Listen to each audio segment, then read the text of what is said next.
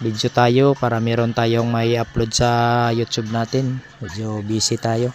Ito po yung tahanan ng Antingero ng Mindanao. Meron tayong mga sando, mga body drop, mga senior belt, mga hose, mga belt, bandoler, double belt hose, mga bracelet na pang protection pang kalahatan.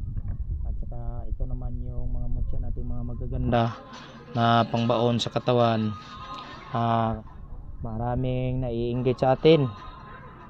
Hindi isang tao lang yung naiinggit sa atin, pero kung makikita niya yung mga gamit natin, mas lalo talagang maiinggit yan. Pero ano na lang natin, Diyos na ang bahala. Kung magpunta siya sa bahay, maghingi siya ng mutya, bigyan ko siya. At saka maghingi siya ng tawas tapol, bigyan ko rin siya. Kasi gumagawa siya ng tawas tapol na corals. Kung dinurog niya, kinulaya niya, ang kinalalabasan naging parang bildo. Ayan mga kapatid,